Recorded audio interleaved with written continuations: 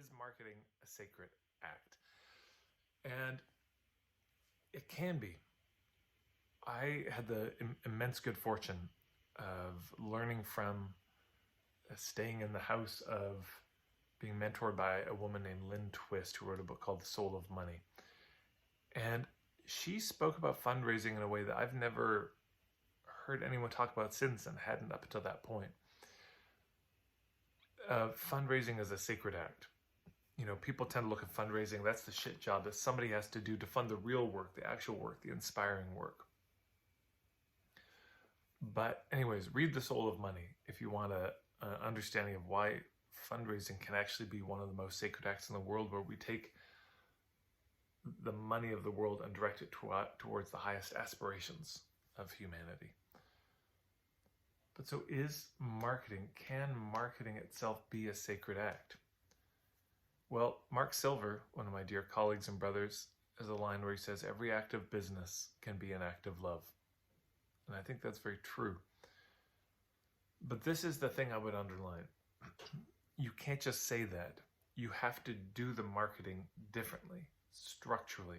It can't be done the same way as regular marketing. You can't just say, well, marketing is a sacred thing, and so I'll keep doing the sketchy, pushy, manipulative tactics I've been using, but I just get to say it's sacred. Is marketing a sacred act? It really depends how you do it. The opportunity is certainly there for that to be so. But I would say this hinges on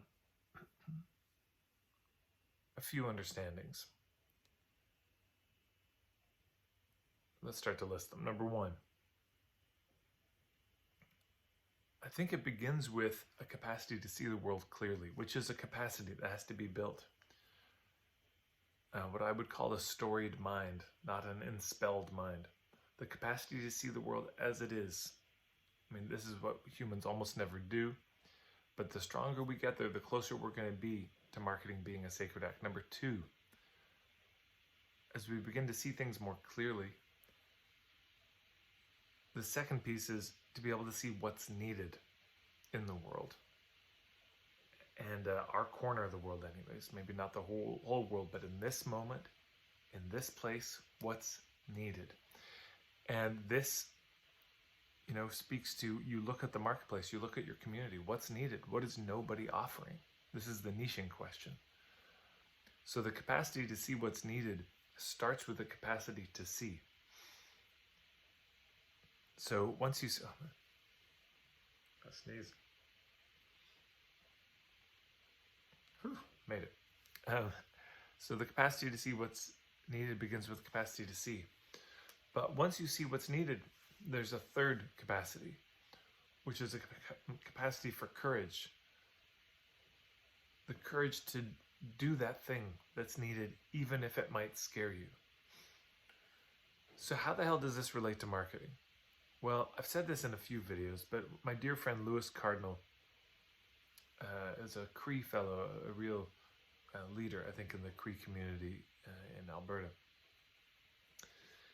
And he talks about how his elders had told him when babies come into the world, they come in with their fists. You notice this, they got their little tiny fists closed. Why? Because they're bringing something for the world. So, this, I think, is one of the fundaments of most traditional cultures, is the understanding that children not only are gifts, but are bringing gifts that are needed for the community. That they're showing up in this place at this time with these gifts for a reason, that they're needed now or will be needed soon. And so it became very important for the clan, the tribe, the community to foster those gifts, to help identify, see what those gifts were, to help them develop and foster them so that they could be given. Because there was an understanding that maybe the divine or our ancestors could see more clearly than we could what's needed. So to translate this, you were once that little baby coming in with your fists closed. And part of entrepreneurship and this work that you're doing is learning how to open those fists and give something. So let's go through it again. We start with seeing clearly. just trying to see the world as it is. Very difficult. Then we start to see what's needed, and that's the beginning of your niche. You start to see, oh my goodness, there's something needed, and you realize, wait a minute, these gifts that I have, that I was entrusted with before I came, those could help with this thing that's needed. And that's scary, that's frightening, because it may mean rejection. It may mean people don't like you if you offer those gifts in that way, depending where you are at what time. So that's the third piece. It requires an immense amount of courage to then offer that, to bring the needed thing. This to me is so much of the sacredness in the marketplace, and thus marketing. If the market is just a cynical, how do we create a need that isn't there? That's the synthetic need. Make people feel ashamed of themselves. I mean, this was so much of the marketing to housewives, selling vegetable oil and washing machines and laundry detergents and all manner of chemical bullshit that got sold by creating a sense of insecurity first, a synthetic need that wasn't there. And so what I'm saying is there's a difference between a real need and a manufactured one. Just as there's difference between real consent and manufactured consent, as Noam Chomsky taught us. So there are real needs, and we come here with real gifts to meet those needs.